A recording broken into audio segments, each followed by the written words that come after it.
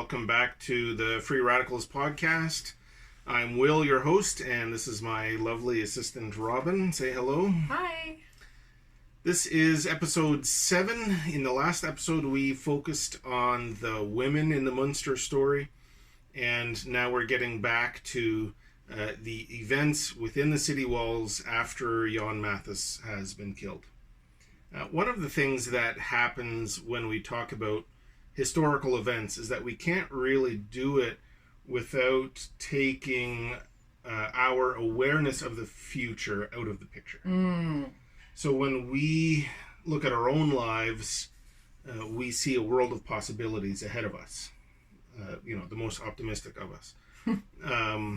But when we're looking at history, we know how it ends. So then we think, well, why did they make this choice when it was inevitable? Why did they make this choice when the outcome would have been predetermined? Interesting. So I think it's important when we're looking at this story to give the residents of Münster a little bit of credit, because for us to look at the situation and say it's one town. The leaders had no military or political training, and the representative of the Pope was outside the city walls with an army.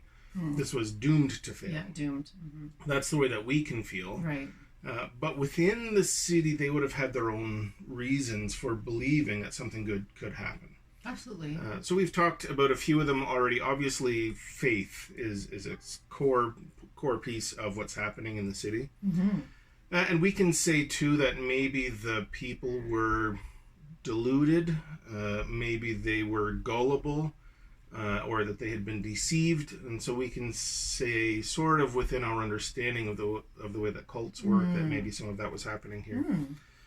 But in a lot of ways too, I think it's important to remember that most of the people that arrived in Münster from other places had no other options. They were desperately poor wherever they were coming from.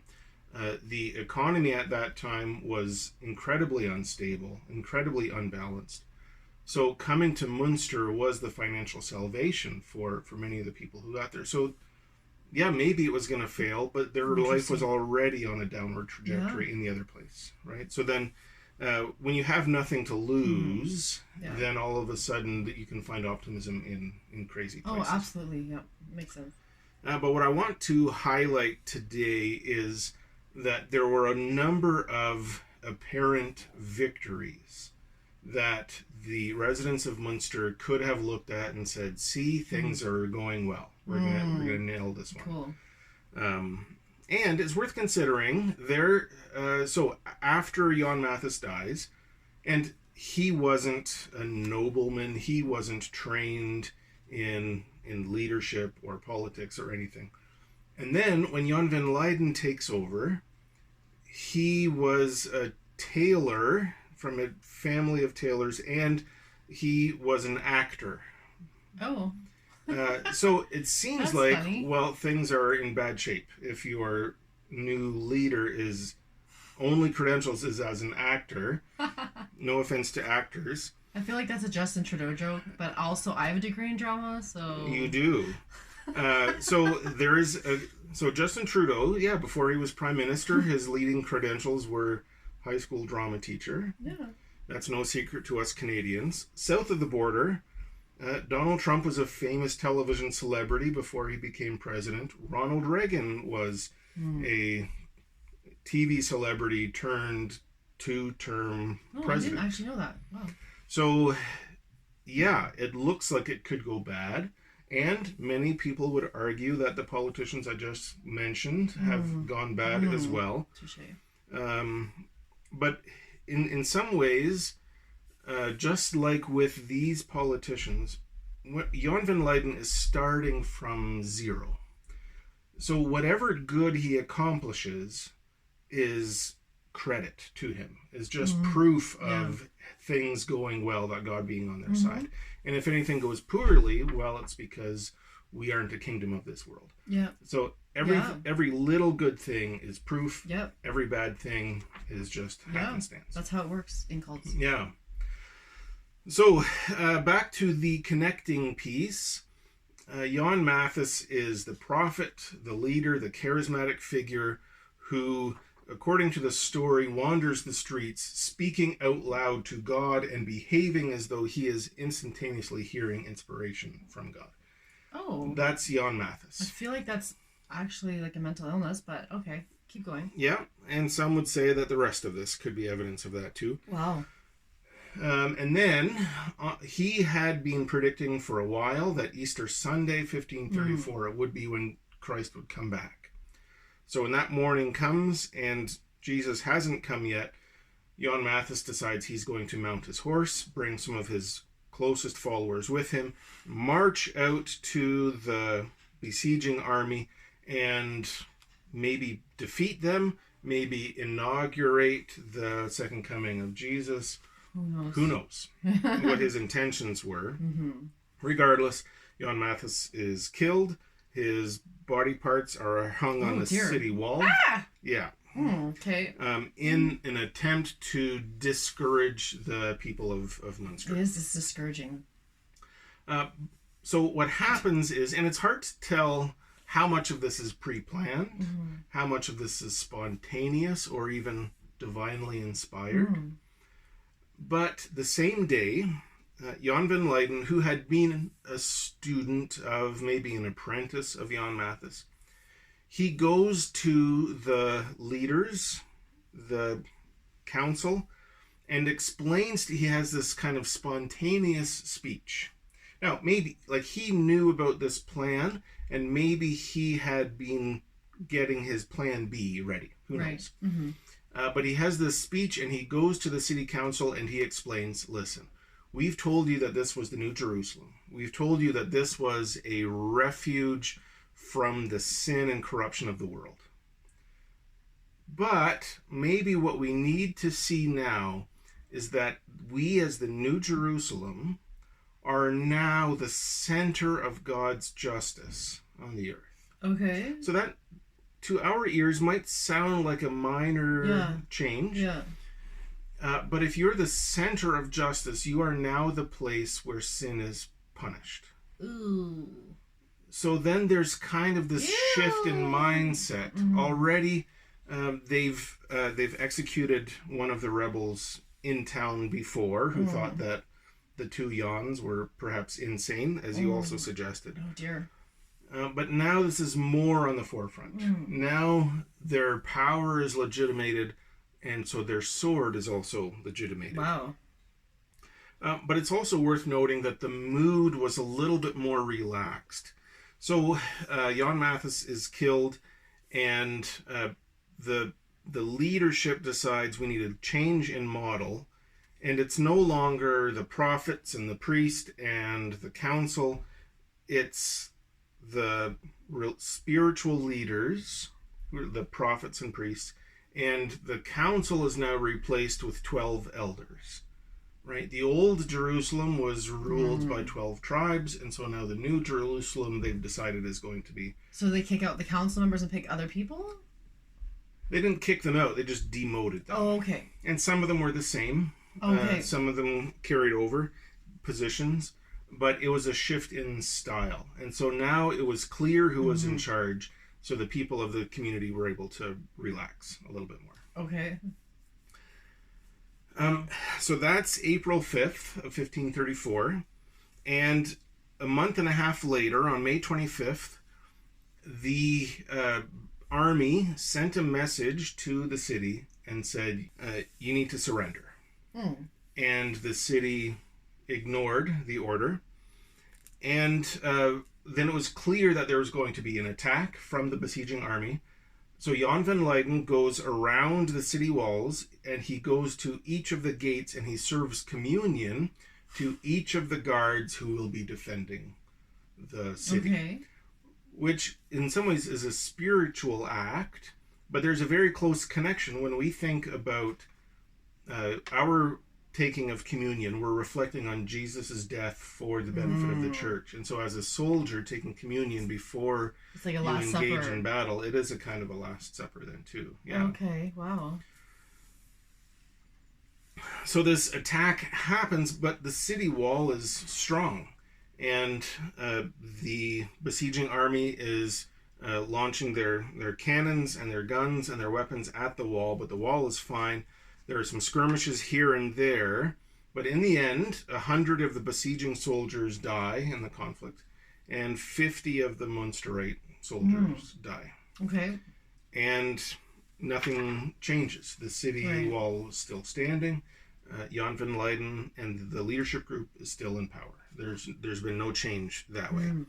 So this feels like a major victory, right? Yeah, because these aren't all real soldiers. These are regular guys, poor people who haven't been trained on weapons. Right. And then an interesting thing happens.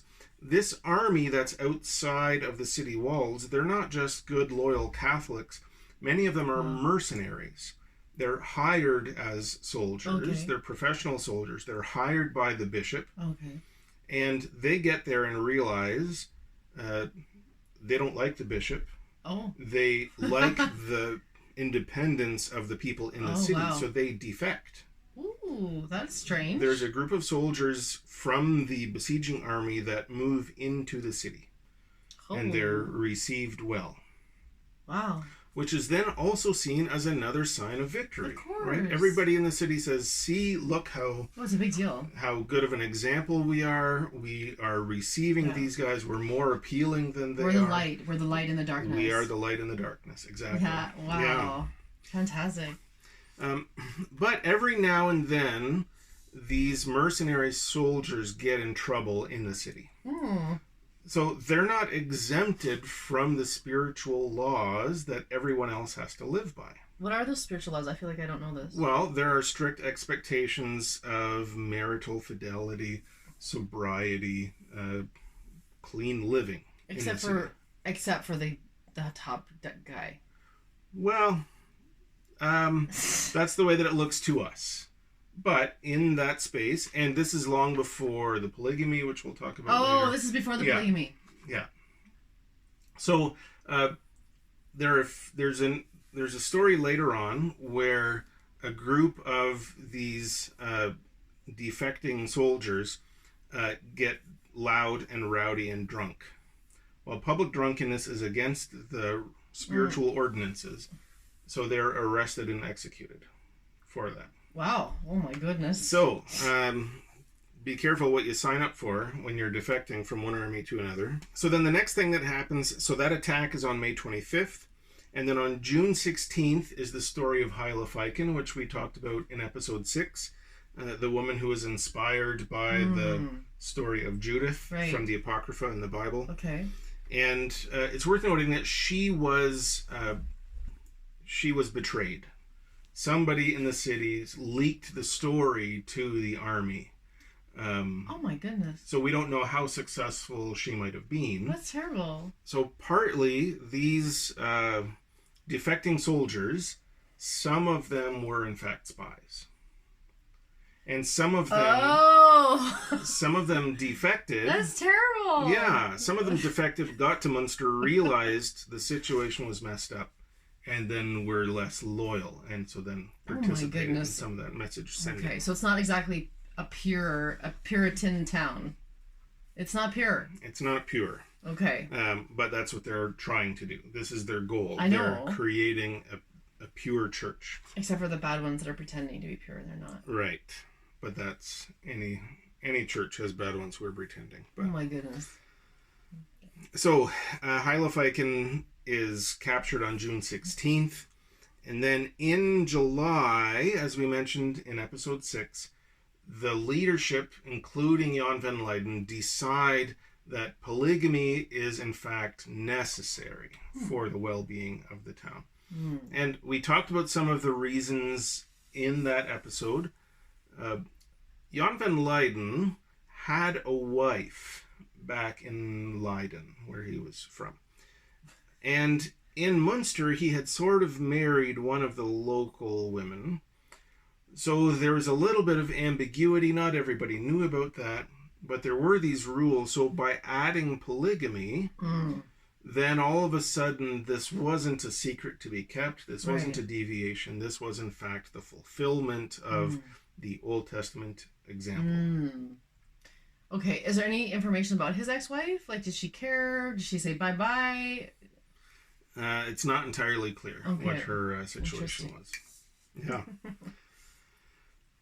But this wasn't universally well received by the men of Münster.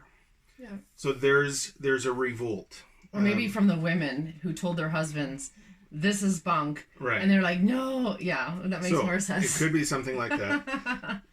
So anyways, a group of them, led by a guy by the name of Heinrich Molenheck, reject this. They actually managed to capture and imprison Jan van Leiden and a few other leaders. Oh, wow. And they say, listen, we're not doing this polygamy thing. It's embarrassing. It's bad for the women. It's against the Bible, etc. Hey. But they don't do anything right away. And then Jan van Leiden's supporters find out about it. Yeah. They storm the prison. Yeah. They release him. Yeah. And arrest Heinrich Molenheck and other leaders. Oh, my goodness. And 47 of them are killed. Oh, my goodness. And it's also worth noting, later on in the story, some of the leaders are looking around and saying, hey, why do you men only have one wife? We're supposed to be doing more than this. So there are a whole bunch of men who said, this is what's going on, but we're not. Yeah, they didn't risk their life, but they just didn't grab another wife. Right. Wow, respect.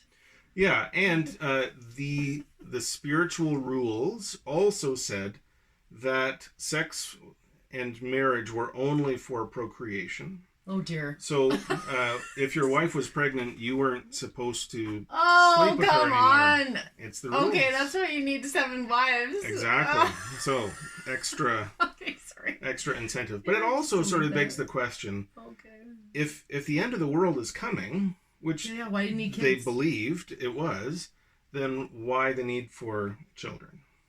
Right, and already the end of the world was already justification for other things. Because in heaven, there's no rich and poor. So they raided all of the wealthy houses and they redistributed everything. When you got to Münster, you surrendered all of your wealth and you lived within the community of goods.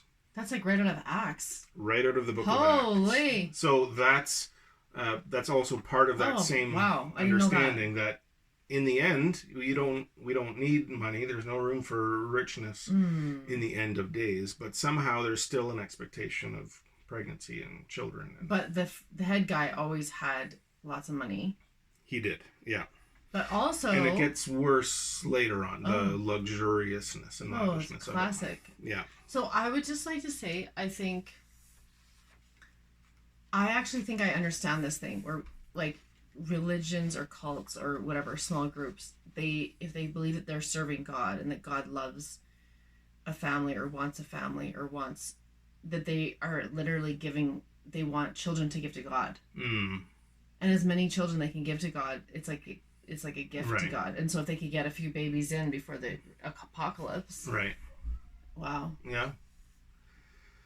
Yeah, so then a little bit later at the end of August, there's another attack by the besieging army. This one's a little bit more chaotic.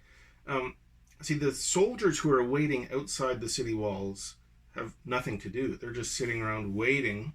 And they don't just get paid money, they also get to keep some of the spoils from the attack. So they're getting impatient because all they're getting right now is their meager pay. Their big payday is when they attack, and they can take their stuff. Okay. So they're getting bored, they're getting greedy, they're sitting around drinking. Oh my. So all of this just adds to the chaos. Okay.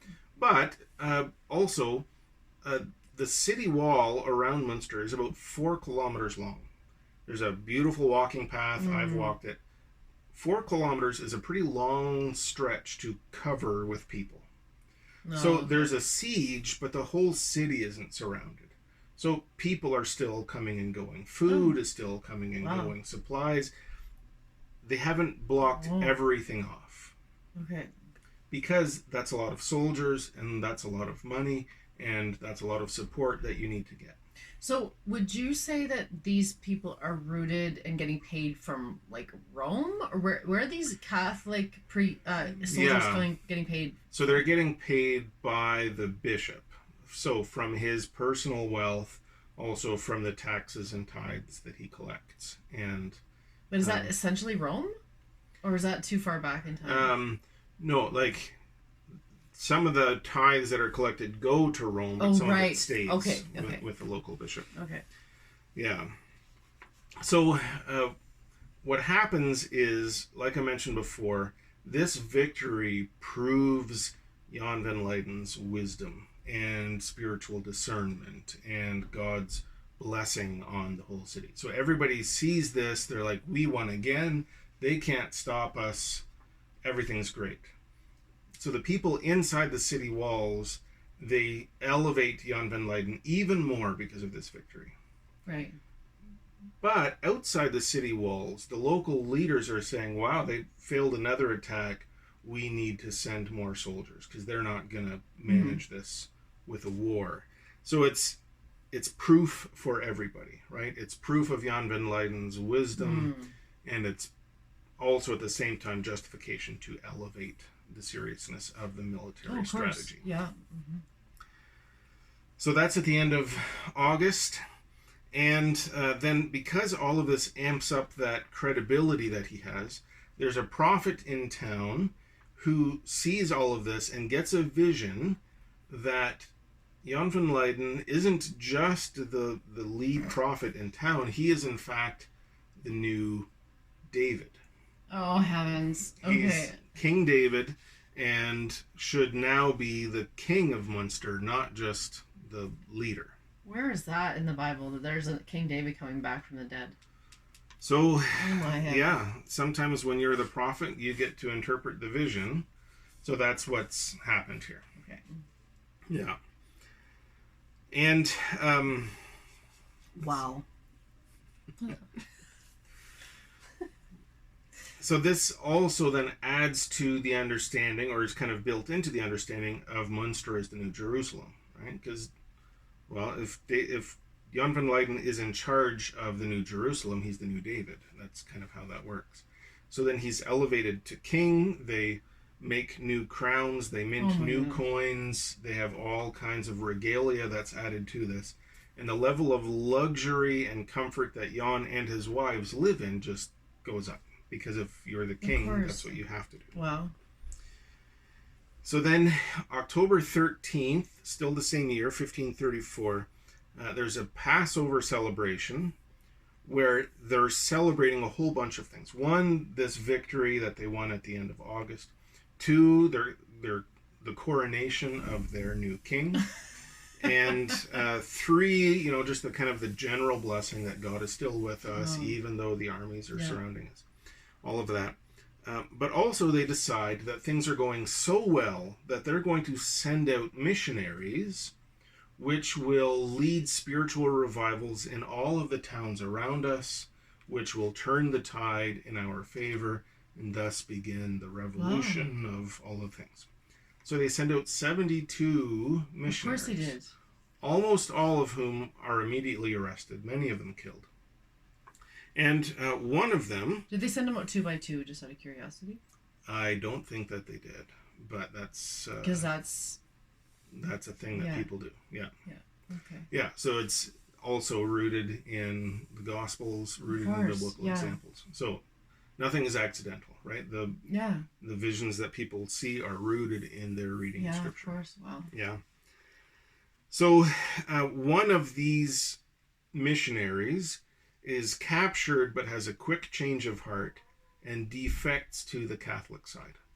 So he's not just spying, but he's also reporting the activities that are happening around there. Because there are sympathetic groups in various parts of Dutch and German territories around that area. Mm-hmm. And so they're sending support to Münster in terms of money and weapons, supplies. So when those things come, sometimes this guy, Heinrich Grice, he gets those deliveries interrupted, and sometimes he reports on where those supplies are coming from, and those people are then arrested. And so it's this multi-layered betrayal that's happening. Wow. So in this Passover celebration where they're celebrating the victory and they're sending out the missionaries, They have this huge public meal, including a communion service, and that's where Queen Devara gets to serve communion to the women. And there's this huge thing, and it's done in the Cathedral Square, which is now often used as a market. They had lots of fun stuff available for sale when I went through there the last time. And it's kind of this weird situation where new soldiers are arriving outside to bolster and support the besieging army. And at the same time, people in the city feel like they are gaining momentum, and they're sending out these missionaries who they think will obviously take over and inspire change and baptize. Are they getting news thousands. that they're not surviving? So the people are captured, and sometimes that news gets back, but sometimes they just don't. And sometimes the news gets back, but it's not shared with other people. Oh, of course. Right. Oh, that's the thing. Right. Yeah, you got to keep everyone's faith up, so you don't tell them if something happens that would make someone's faith go down. Yeah, exactly. So things slow down a little bit over the winter, but like I said, supplies are still getting through. Things are going well. And Easter Sunday was the time before that when Jan Matthjs said that the end of the world would come. Well, Easter Sunday, the following year, 1535, there's a group of Dutch Anabaptists who take over a monastery in the Frisian area, what we would call Friesland now. It's this big monastery complex. They also have a wall around it. There are 300 Anabaptists storm the place, kick out the monks, and what they're trying to do is demonstrate their solidarity with Münster, but also to sort of distract the authorities so that it's dividing the armies. Whoa. How far away is Friesland from Münster? Yeah, so I was in both places, and yeah, it was, a 2-3 hour train drive. So they're relatively close. That's interesting.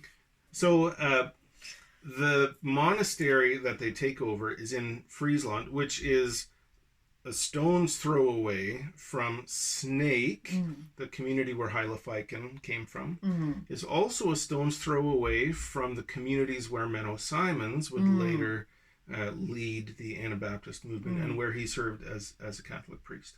So later on, Menno Simons would write a letter against the blasphemy of Jan van Leiden, and it's now available in his collected writings. There's some debate over when he wrote it and exactly for what reason. So in it, he pushes back on Jan van Leiden's declaration being the new King David. No. And there's a million other things he could have pushed back on. Yeah. All right, so that's part of that question. Yeah. But it's a complicated situation because there are Anabaptists in various parts of Friesland where he works. And some of them are more violent and would do violent things. Some of them are more peaceful, like Menno himself. So there's a spectrum of Anabaptist voices. And Menno, as a wise, discerning leader, realizes he can't offend everybody and has to speak carefully, knowing that a lot of people had been led astray by people like Jan van Leiden. So taking over this monastery doesn't accomplish what they wanted it to. The local administrator, the local governor, also rallies an army. They attack the monastery. They kill 100 of them. They give the rest of them the opportunity to recant. Many of them do. And it's very quickly over. Okay. So none of the monastery is still standing now. It's just a peaceful field where there's sheep and canals. It's a beautiful place. So a little bit later now in April, the siege of Münster is complete. And by that I mean there are enough soldiers that they've completely circled the city. Okay. And what that means is no more food is coming. Oh, dear. Going. No more people are coming and going. Oh, dear. Okay. So very quickly, the people of the city are starting to starve. Oh, dear. And later on, somebody would say that in the city, things were getting so desperate that they were cutting up leather and other things that are barely edible because they had no other food. So there's somebody who was eating quite well still. I'll give you one guess who it was. Yeah, the Von guy. Yeah, Jan van Leiden. It's Dutch area, so there's a lot of Von guys there. Oh. So the siege is complete, but they're not attacking anymore. So in some ways, they've decided they're switching tactics. They're not going to risk embarrassment by attacking and losing. In some ways, it's more humane to just starve them out. Oh, it's terrible. And it's a little bit more expensive because you have to pay the soldiers the whole time. Okay. In the city, they're starting to realize we can't keep feeding everybody with what we have, so they start sending out older men. So they start sending out women. They start sending out children, so they won't have to feed them anymore, and so that they can die by the sword. Well, around that time in the fall, about 1,500 to 2,000 people were sent out that way, on compassionate grounds, maybe economic grounds. And about a third of them were killed by the soldiers. So, some people were just able to talk themselves past the soldiers? Wow. Who knows? Okay. Yeah, so the things get increasingly desperate, and eventually 2 of the guards realize what's going on. They defect to the other side. They let the besieging army know where the weak points are. Mm-hmm. They let them in. Oh. The soldiers and it's suspected that that the guards who defected were also soldiers that had defected during that first attack. Anyways, the besieging army gets in. They almost botch it up too because the soldiers are drunk and uncoordinated. Oh my goodness! Yeah. Holy. Okay. But they get in. Some of those defecting soldiers are able to negotiate for themselves, but the soldiers come in, they massacre hundreds of people, they arrest all of the leaders, and they take over. So then 3 of the leaders, Jan van Leiden, Bernard Knipperdoling, who we've talked about a few times, and Bernard Krechting, they were sort of paraded around the countryside. Oh dear. Because... Like dead or alive? Alive. In cages. Oh, here we go. Yeah. Okay. So just to say, like, paraded around like a circus to say, those weirdos you heard about in the news, here they are. This is what happens. Okay. And they were interrogated, and some of the research about what happened in the city comes from those interrogations. And eventually... they are brought into the city. So the attack happens at the end of June in 1535. And then in January, the following year, they are brought back to Münster, and there's a public execution, the details of which are too gruesome to mention here. I don't want to hear it. Thank you. So then after this public torture and execution, then the cages that they had been paraded around in were pulled up to the church tower, sending a message to everybody that this is what happens if you oppose the church. This is what happens if you stand up to the legitimate spiritual leaders. The Catholics. Right. And their bodies were up there to decay and feed the vultures and whatever. And that was 1536. We are currently in 2024. The cages are still there. Almost nobody there knows what the cages were from, but the cages are still there. Okay, wow. Yeah. So we will wrap it up there on that somber note. Next week we're going to talk a little bit about some of the fallout, the implications, what this meant for the Anabaptist movement going forward. We'll get to do a little bit of that deeper analysis then. But for now, thank you for listening. Thanks, Robin, for joining me. My pleasure. You can follow us on various podcast streaming platforms. I maintain a website where we have some of the details and maps and images from the episode And we also have resources available on YouTube if you prefer to watch it that way. So feel free to share it, tell your friends who are inclined towards church history, and join us next week for episode 8, which will be the conclusion of the story. Dun, dun, dun.